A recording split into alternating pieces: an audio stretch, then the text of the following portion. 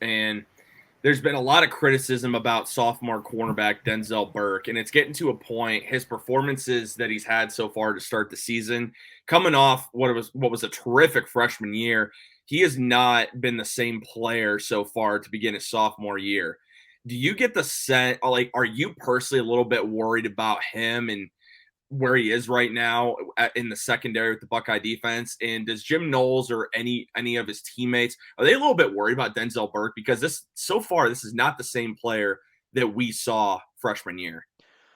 So Knowles and Day and the players were all asked about Denzel last week. We have not had a chance to talk to Denzel since the Arkansas State game, but they were all asked about him last week and expressed a lot of confidence and said, sometimes guys are in a funk. He'll get this figured out. He's proven how good he is, that sort of thing. Mhm.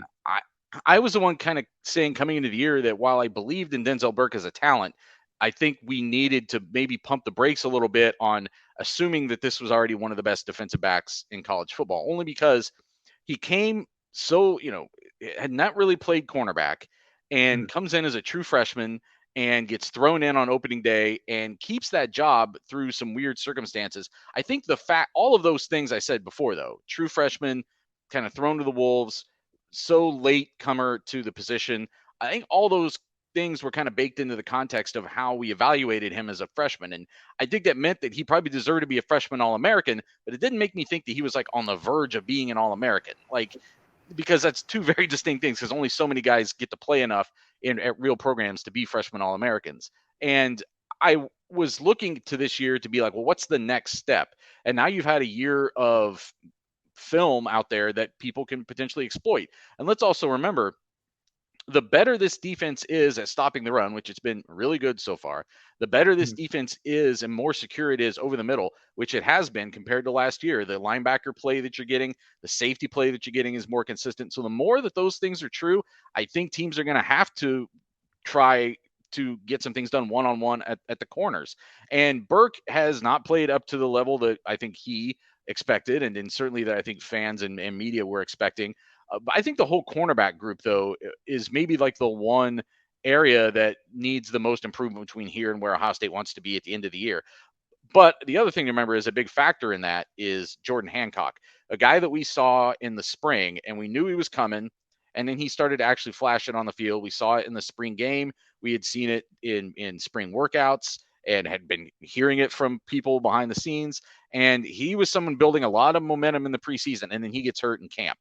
And so now all of a sudden you're taking the guy who was probably the third cornerback at worst out of that group, and he has not been able to play. He's been inactive for the first 3 games. So I asked Ryan Day about him specifically last week. He admitted that that's somebody who's supposed to be in the mix right now. That's somebody who's supposed to be Mhm. on the field. But I would say even more than Evan Pryor getting hurt in camp, this is the absence that's hurting them the most on the field right now, because Pryor would have been the number 3 running back who you don't necessarily need until something happens. And then obviously Dallin Hayden has stepped up there. But on Hancock is the one that I think should be on the field more if he were Mhm. healthy, and potentially actually helping Ohio State, stop drives and win games. And when they get him back, and it sounded like he might have been close last week, even though he ended up being inactive. They've been careful. We think it's a calf thing, and those sometimes really linger. If they can get him back and get him to where he was in the spring and making that kind of impact, it's going to raise the level of play in that room. Because at every other place in this defense right now, and on the offense too, what we saw this week 1, Josh Proctor misses a tackle, they put in Lathan Ransom, or Teron Vincent gets that whatever that was at halftime of the Arkansas State game. They just pull him and put in, I can't remember if it was, I think it was Tyreek Williams that they put in for him, and Vincent didn't play the second half.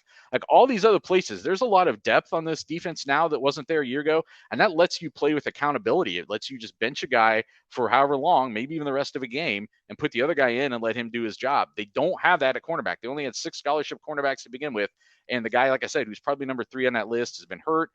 J.K. Johnson is very green to this, didn't play much last year. He's getting a lot of reps